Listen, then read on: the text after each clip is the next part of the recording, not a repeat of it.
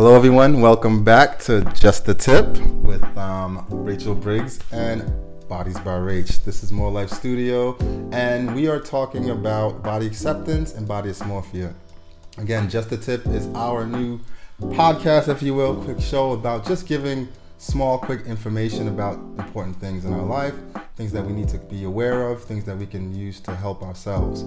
So it's just the tip of the iceberg, and then for sure you can research yourself or reach out to us to find out more information. So welcome back, Rachel, still episode 1, and we're talking about body acceptance now, okay? So I want to know some of your tips for personal growth and well-being when it comes to body acceptance. So I think, our body changes throughout our whole life. So we need to adjust to those changes, whether we are going through, menopause, perimenopause, having children, going, through surgery or some kind of accident that you've had. So accepting your body how it is and being aware that your body changes all through your life. So I think that's very, very important. Obviously, we're going to be our own worst critic, like we said, previously in the body dysmorphic topic. And I think, I don't know what to say. My brain just went blank. We can edit that out. So yeah, I think making sure we fill our cup throughout our whole life, doing things that really, really make us happy and thriving throughout our whole life. Awesome. I agree, for sure. I think happiness comes from within. I think, of course, we're bombarded today's world about images, but nothing is correct unless you're correct on the inside, right? I think it's far more important to be right and healthy on the inside than it is to be looking healthy on the outside. A big thing in our industry, in our world, I should say, is that skinny is healthy. And that's just BS. That's complete crap. I have skinny people come into my studio all the time and they are far from healthy and they're far from fit.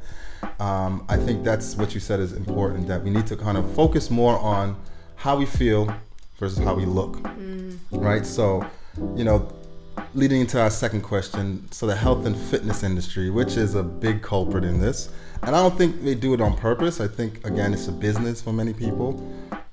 For specific trainers, it's more than that. I think that's why I love certain trainers, because they don't look at it as, okay, this is a money thing. It's more of like, I use this for myself the way I do it. Everything I give my clients, I already do. Yeah. I put myself through those punishments so I can know the gauge and I can understand what it actually does for people. So what are some of your feelings on, how to control what people are viewing consistently on social media? Especially, I want to kind of stick to social media because that's the biggest thing in our world right now. And how we can, we can do about having a realistic, healthy mind frame when you're seeing these images and seeing these advertisements and seeing these, foods that you should eat, everything. Yeah. What's your tips for these healthy mind frames you should take? Well, I think, a lot of people these days, have their own insight on what they should do, and a lot of people aren't specifically trained in this field. So it's really hard to know what to do, what to believe, do your own research, stop following fad diets, fad workout plans, go to someone that's actually specifically trained in that field, that has the background, that has, either a sports degree or a nutrition degree or something to do with that field, and then you know that you're in the right hands. Yes, completely agree with that.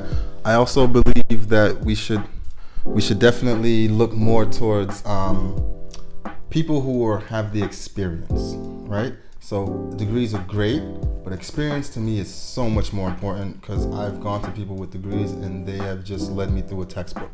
And I do not like textbooks. I like people that said, okay, yes, I know, but I've also done. And I think experience is super important. Not that degrees are not. Absolutely look for someone with a degree, but also test out the experience, because people with experience means that they not only read, but they've dealt with a wild world of people, so they've seen the changes and they understand that what works for this won't work for that, what works for me won't work for you, and it takes time. I think it's important for us to take the time to say, okay, if I want to make changes, understand it's going to be a lifetime process. It's not next month, 30 days. It's going to be a year, 2, 3, 4, 5. It keeps going because we're creatures of habit. So to break a habit, it takes a very long time, depending on how long you've had that habit. Yeah. You know, so I mean, when I say I don't want to drink for 30 days, that could be done. Yeah. It's hard, right? Because I've drank for maybe 12 years already. Yeah. So I think that, you know, if we're going to go about this process properly, yes, get someone that knows what they're doing, like Rachel. Talk to them and take your time. Don't rush it. Understand it's going to be a journey. So thank you again for tuning in. Thank you, Rachel, from Bodies by Rach, for coming on and letting us know and giving her expertise on things. We will have her back. She's very proficient in many areas. So I hope you enjoyed the show. And again, thank you. See you soon. Ciao. Bye.